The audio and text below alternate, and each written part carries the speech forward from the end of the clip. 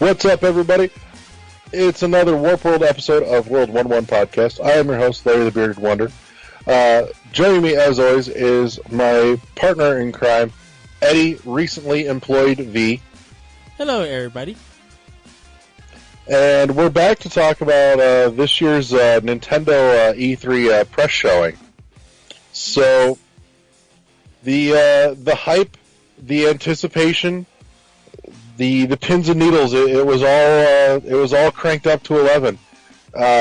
So now we're going to take a look as to whether or not they delivered. So they opened. I will say they opened not strong, but they opened competently. They showed off. They opened up real strong for me. Like, it grabbed me. It's just, I think a strong open would have been something from their first party catalog that we had not seen yet. That was like new announcement. But that being said, we got a showing for a new mech game, Damien X Machina. Yep. I honestly, I spent the whole trailer looking at it going, is this a Gundam thing that I just don't know about, or are we getting new Robotech, maybe? No. It didn't have the Robotech aesthetic quite right, but it makes you think of No More Heroes. It looks like something Suda 51 would make, but it has a Japanese flair. I love the art style and everything. I do too. It's got a very nice looking cel shaded art style, which to me the art style I think is what had me thinking Robotech, because it felt like it kind of harkened back to the 2000s Robotech Battle Cry. Well, this game is from it's Marvelous. Marvelous and First Class.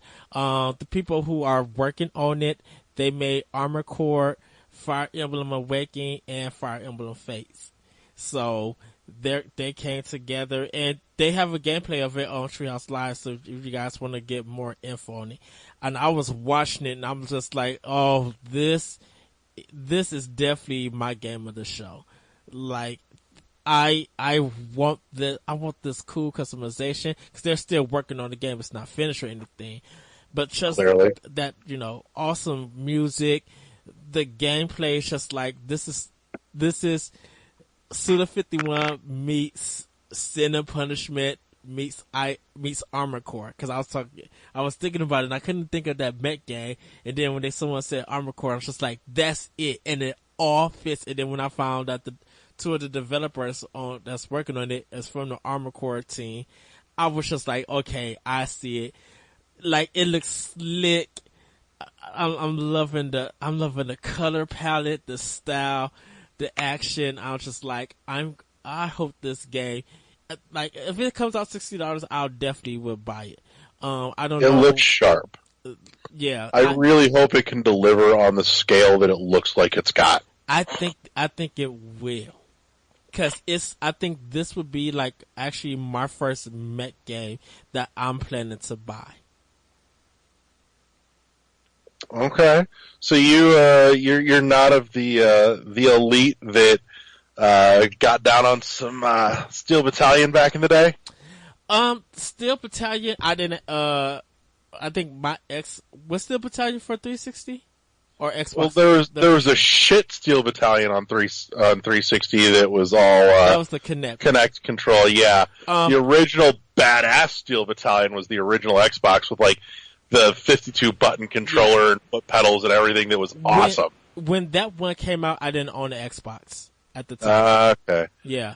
And then by the time I got it, after the game came out, it was hard to find. Like, all of them were sold out. I don't think they sent a lot of copies, and I wasn't really into it. Cause when I bought my original Xbox, I only bought it for used games.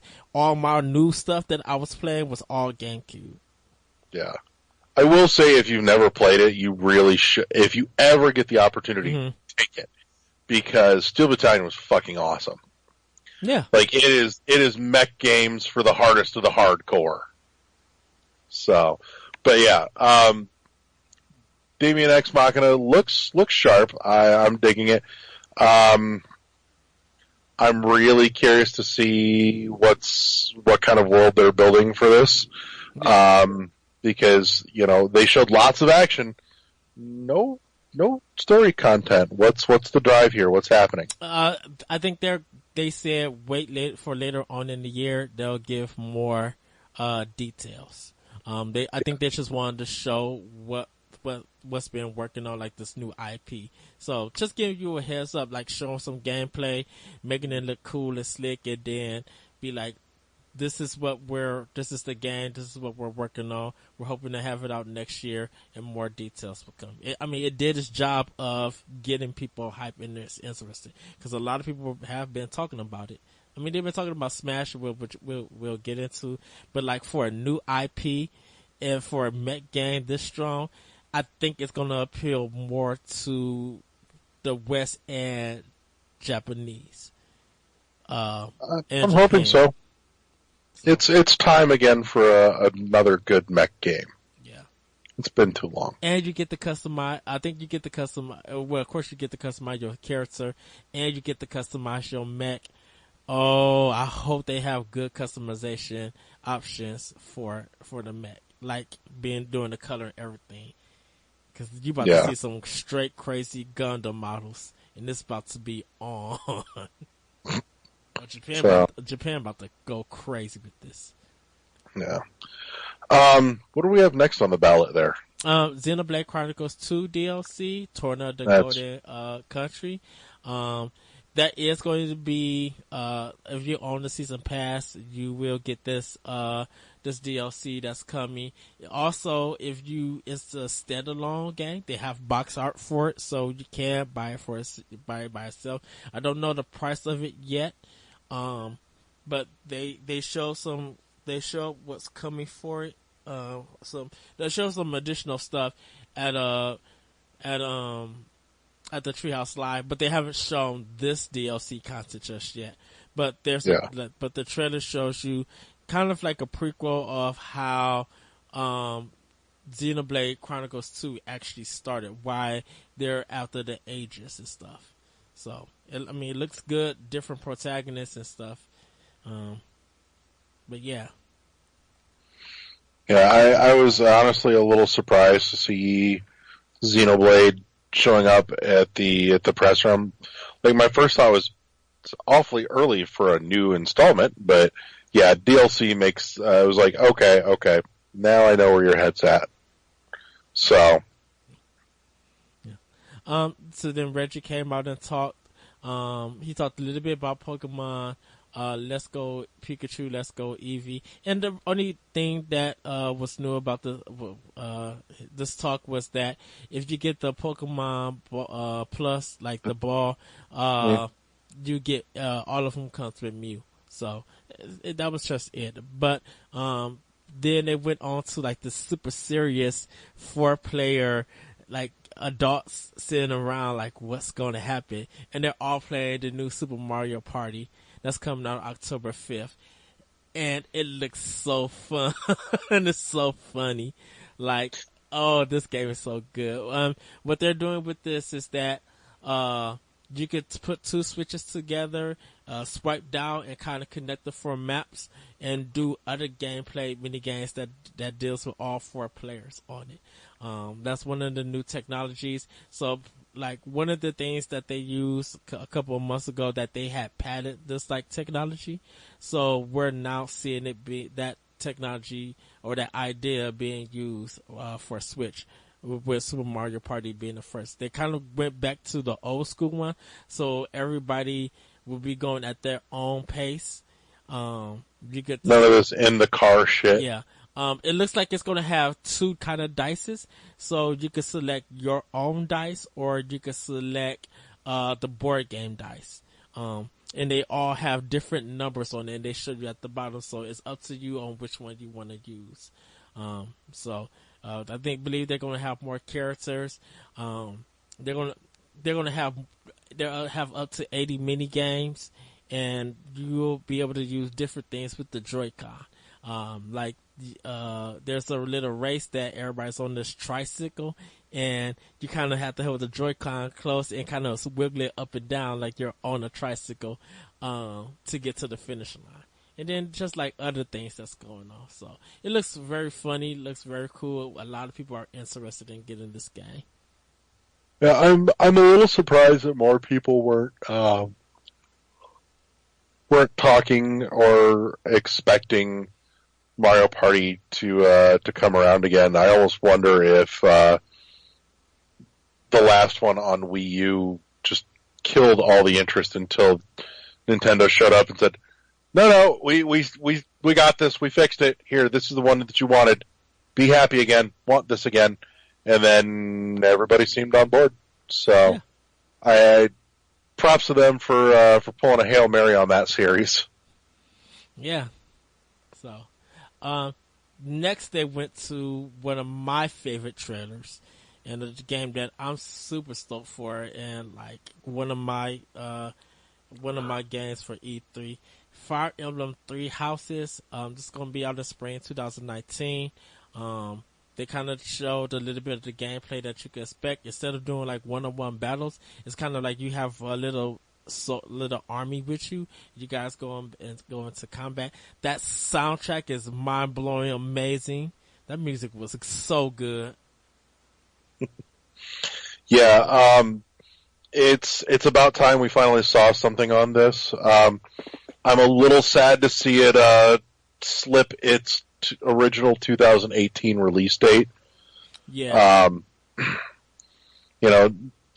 Up until this point so far, Nintendo had a pretty solid track record with with keeping their release date projections for everything that they'd been pumping out on Switch thus far. And this week we saw two games slip their original release date. So, and Fire Emblem being one of them, which is really kind of a shame. This would have been a great one to help fill out and bolster the fall lineup, I think. I think they moved it. Not only they delayed it. I think not because it looks like it's still getting some polish. They still want to do more with it, and I think they probably using it to plan out some stuff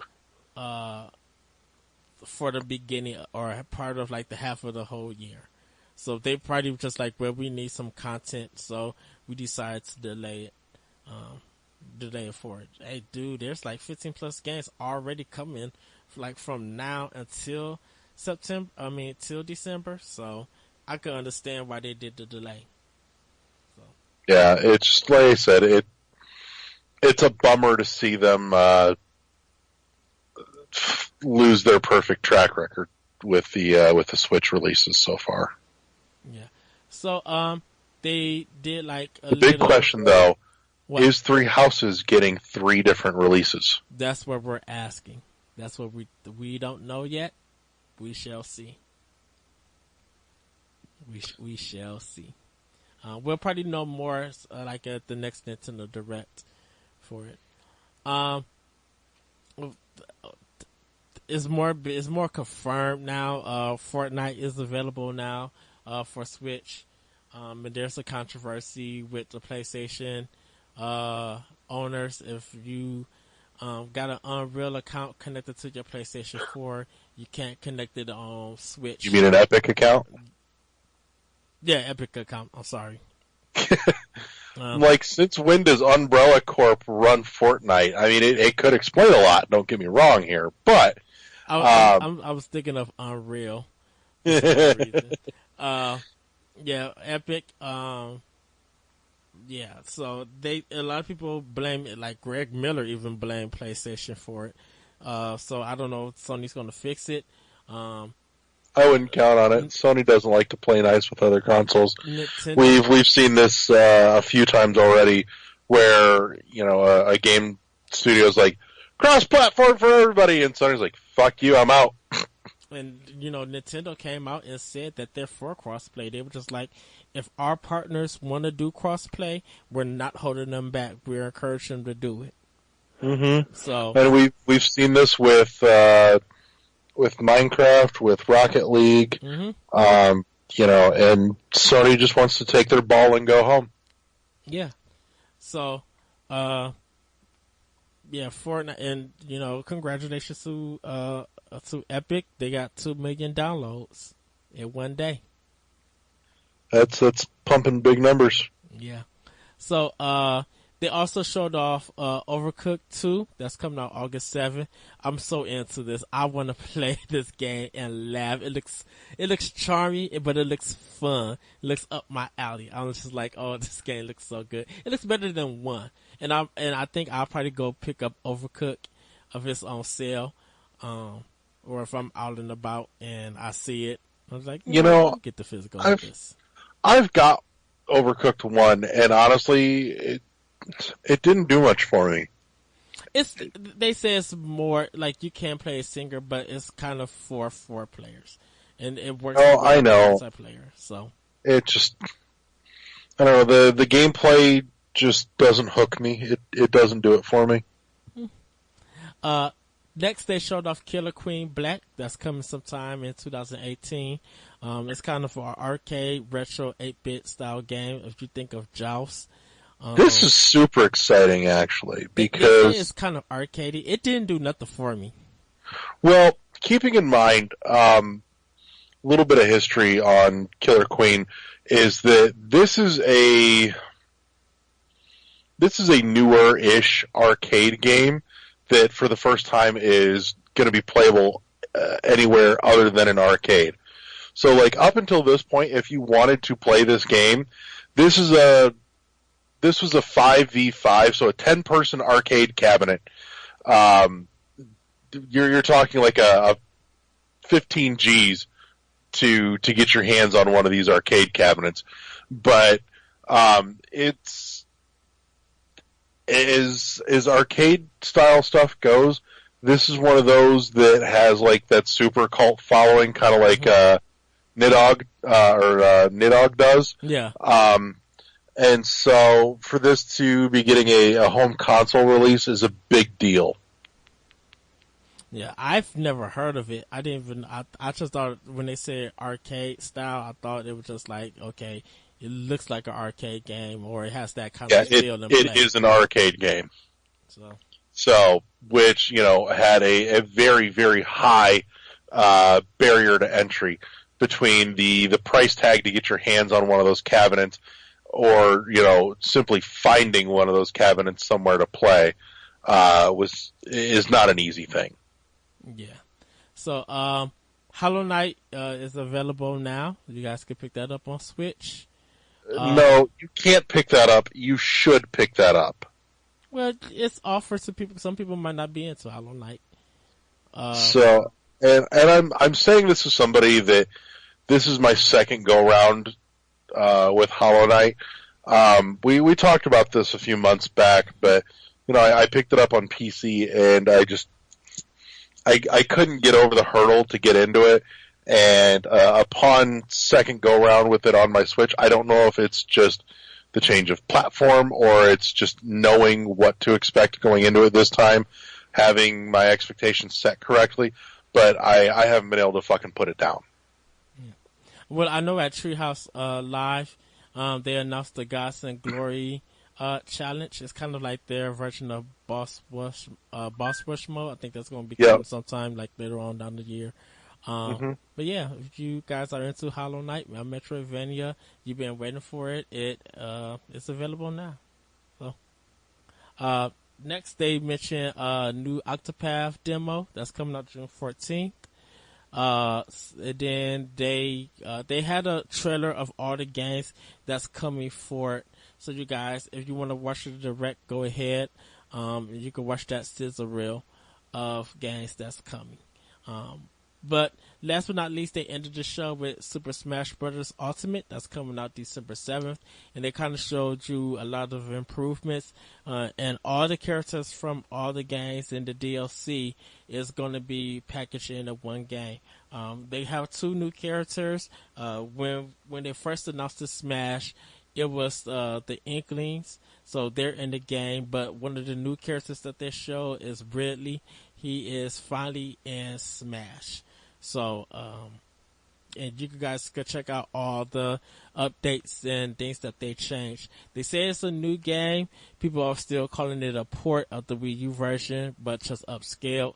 I consider it as a new game plus. I'm like, you know what? I'm gonna go just with Nintendo's wording with new game, and the plus is just like added stuff and refined with it. So I'm not considering it as Smash 5.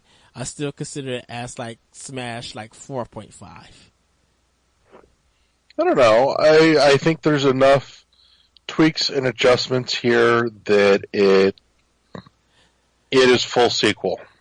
I wouldn't. This feels like it is the culmination of everything sequel. I wouldn't go that. I wouldn't say that much because there's going to be more for it, and I don't know if they added a lot of the stuff from the 3DS mode into it. But reason why I'm not considering it as 5, I think they would have had a better rollout if they was going to do Smash Brothers 5. And I know they worked on it on 4 years, but it's a lot of stuff from the Wii U version that carried over. And they just up-resed it for some stages and added some things here and there. So, I mean, they added enough to make it feel like a new game. But if they were going to do actually like Smash 5, I think they would have redid the roster. Trust me, Snake wouldn't have not been in this game anymore. I don't know. I was happy to see him here. And you know, Sakurai already mentioned he's just like if I were. Well, Sakurai's considered this as a new game, but I think when he goes into the next one, he's probably going to think of new moves, new modes, new stages. Like he's going to think of from the ground up. You're assuming we're getting another one. I'm pretty sure Sakurai at the end of this just finally said, "Fuck you, this is it. Don't ask me for anything ever again. I hope you all die." I think Sakurai is ready to move on from Smash. Sakurai wanted to be done with this 2 games ago. Well, yeah, but I think he's ready to work on a new game, which is fine. It doesn't have to be Smash, but he's probably going to have to find a developer within Nintendo to take the reins for the series. And once he find that person to take the reins, that would be Smash 5. I don't know. I think he just washes his hands of it and says, "Fuck this, I'm done. Your problem now if you want it." That's fine. And that's fine. Nintendo will find someone to work on a new Smash. They will. And I think Sakurai himself will be the one to find that person to do it. I don't think so. I think Sakurai is just sick of it. I think Sakurai will overlook some stuff to make sure that it's on it, but I don't think he wouldn't put his hands on it. I think if they give it to another person, it's that smashes in that person's vision. And Sakurai will probably be like executive producer or something and like tell him what works or not, but he wouldn't get involved with the project. I don't know. Like, honestly, at this point, after Ultimate, this is a series that I think needs to just be done. No, Smash makes too much money, and people... Oh, I know they'll keep cranking it out. It doesn't change my opinion that I think it should be done. Mm-hmm. I don't think it's ready to be done. I think they still got more to do. It's a Nintendo franchise. It doesn't get annualized, but at least it gets one per system. Ever since the Nintendo 60, it came out on Nintendo 64, it's all of it's got like one version to it. Besides the 3DS, besides the handhelds, with 3DS being a new one. So I think by the time they're done with Switch, when the new console comes out, that's when Smash 5 will come out. Possibly. I hope not. I want this to be over. Like, Smash Ultimate has everything. I'm good now. Well, the sales don't lie, so I think once we'll see how the sales do. We'll see how that game gets handled at tournaments. It's going to probably be talked about at EVO. Like, they're going to market this game like crazy. And then when it's done, people are still going to be talking about the next Smash when it comes and what they can expect. I genuinely hope, too, that after this, we can stop hearing everyone in the fighting community going on and on about fucking Melee. I'm so... seriously, let it go. No, let it go. Some people find it that's the ultimate version. To them personally, I should say. Yeah, well, I don't know. Anyways, I do hope, and we obviously we didn't see anything on this, but I'm really hoping we get a some sort of story mode to it again. Like I miss so dearly. I miss Subspace Emissary. That was like the most fun for me. I think with the way that they're going to do with unlocking characters from it, I think we'll get a story mode and some form of faction. I hope so. I love Subspace Emissary so much. So, but in any case, but that's the Nintendo show, and honestly, I think one's overall opinion on this is really going to hinge on whether or not you are a huge Smash fan. Like, if Smash is your thing and that's what you showed up for, then this was great for you. If Smash is not your jam and you were really looking for more variety, this show probably left you feeling wanting. I mean, some people feel underwhelmed by it, but I think they did enough. I think they did enough to get people talking about it. You know, because of all the rumors and leaks. With pretty much all the leaks that happened, there was nothing for this E3 for a lot of people to look for. They just was waiting for confirmation. And I think with Nintendo is that there's so much on the system right now that it's hitting different genres that people are interested in playing. Because a lot of people might not be into Smash, but if, something Super Mario Party might be their thing that they could do with their kids. They could do with their families. Those who misplay mecha games, they're getting Daemon Machina. The Fire Emblem crowd could be looking forward to their next game. Monster Hunter Generations is coming. It's like there's a lot of stuff that got announced before E3 and during E3 that's meeting different criterias of people's taste. So whether if you like the presentation or not, it's a Nintendo Direct style. And don't forget, like, the Nintendo Directs throughout the year is our E3s pretty much all year round. So yeah, it was, trust me, it wasn't bloated like not Sony's. It wasn't bloated like Bethesda's. It was, yeah. It showed what they needed to show, and they said for stuff they was trying to focus everything for what's coming in 2018 with a little sprinkle here and there for 2019. And they did apologize that they had to do some delays for certain games. Like, Yoshi got delayed until next year. That might be that they want to also like fix the quality of that game, get it ready, and they probably want to deliver something and in the calendar that's going to work for Nintendo and that game. Metroid Prime 4, we thought we would see something because it's been a year, but that game is still under development. So they probably they probably have been doing research and development. They've probably been trying stuff, and they've probably been working on the artwork of that world. And I think they're trying to really work, get the stuff ready to go for this Metroid game. They didn't want to do just a CG trailer. They wanted to blow it out and get features for that, together. So I think they just had to double down, may say, what we can't bring this to E3. It's not in a great state or any state that we will feel comfortable with. That one I get. I still sad that it wasn't there, but I get it. The one that I don't get is, seriously, why the fuck are we another year in with no clue what the hell Retro's doing?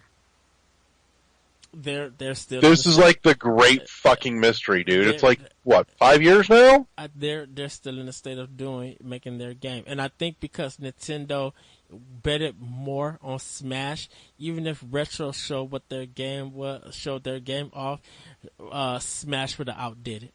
Smash is so important. Smash is more important to what Retro is working on. And once Smash is out of the way, Retro is going to come with something. I don't know what it is, but I think they're going to come with something that's going to get people talking and have faith in them. You know, hey, look, we didn't. Whatever it is, it's got to be big if Look, it's been lingering this long. From Software is working on about the three other games, and they didn't announce Bloodborne 2, and no one said nothing about that. And yeah, but you at least know what the studio's doing. Yes, but you would think that people who would care about Bloodborne 2, they want it now. They think it's time that game came out. There's no way that Neo comes out after Bloodborne, and then Neo 2 is already about to got announced, and Bloodborne 2 hasn't. And I can understand Dark Souls and what they're trying to do like that, but people were just like, okay, we did what we can in Bloodborne, we want to, and no one mentioned anything about that. People expected Bloodborne 2 to show up, or they had a high expectancy that's showing up, and maybe that's the same thing with Nintendo. A lot of people had high expectations, and those expectations, because they weren't met, people felt like this is underwhelming. And I think, to me personally, I think this was the best conference that I seen, with Microsoft being like second and Ubisoft being third. Because Microsoft needed to prove that there are games coming to their platform, and that if you want the best of the best, you're going to get it on Xbox. Honestly, for me personally, I think the Microsoft show moved the needle for me more than the Nintendo show did. But there was a few things in the Nintendo show that grabbed me personally, but not there was more that grabbed me in the Microsoft show. Well, the thing with Microsoft is that too much of what they announced is not until next year, and they jam-packed February so much that it's great that they got the announcement. I think with Microsoft, the biggest thing that came out of there was them acquiring Ninja Theory. That was the best thing that came out of that conference. You know, people are still trying to guess what Halo Infinite was. They showed it off because of the engine that they're using. You know, Gears 5 got announced with some other Gears games, but that's not getting talked about. Cyberpunk 2077, yeah, they showed a trailer of it, but a lot of people are just like, you gotta wait till you see the gameplay. And once you get a feel of the gameplay and stuff, then you'll be able to understand. Well, they should have shown some gameplay trailer at Xbox conference running on Xbox One X instead of a trailer. You know, yeah. Crackdown 3, they have to show what they've been doing with the delays, and it shows that when you give a game their time to fix stuff and make it better, it rewards you.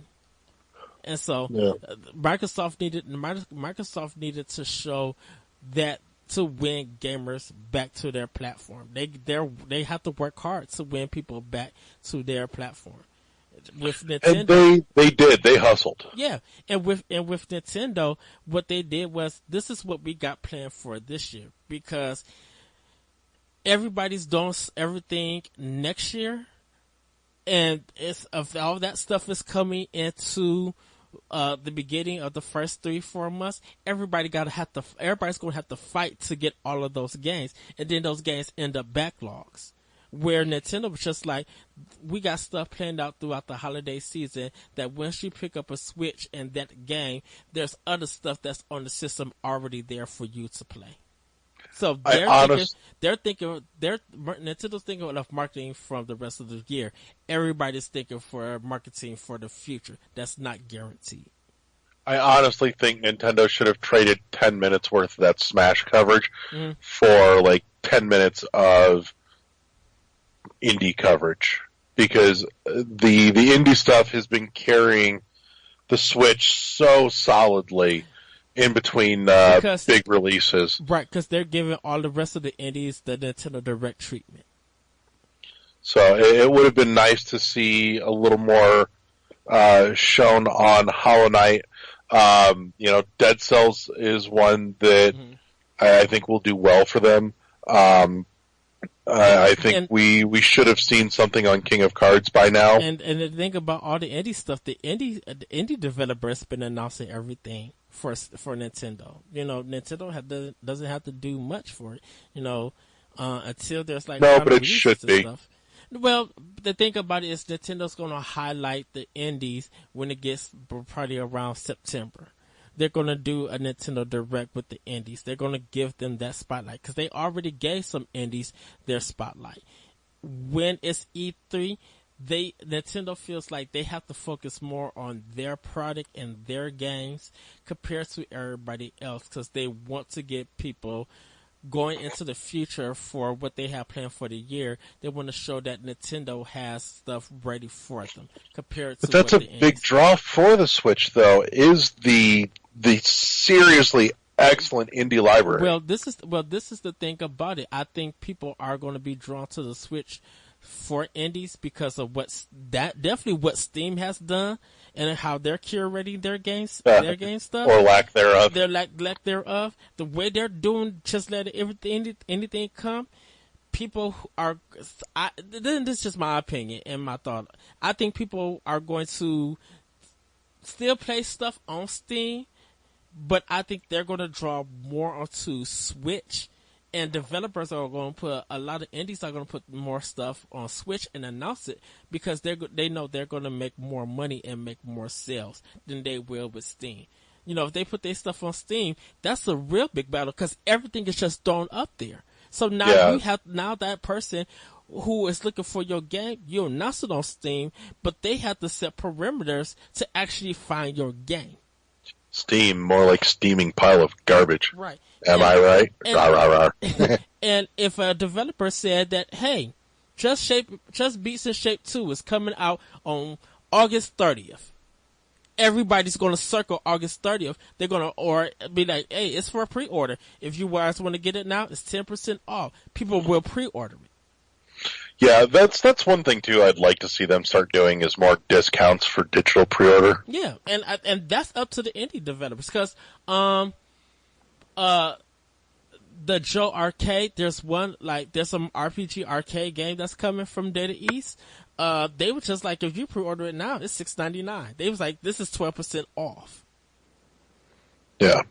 So I would love for them to, even if they were just like, for 2 weeks, we have a pre-order sale. If you guys pre-order our game before it comes out, you get 10 or 15% off or 12% off. I think 12% is nice. You get that much off. Yeah.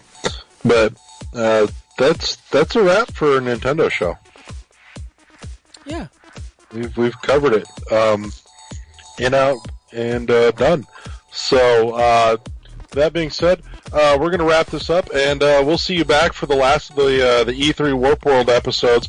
We'll be back with the third party showings.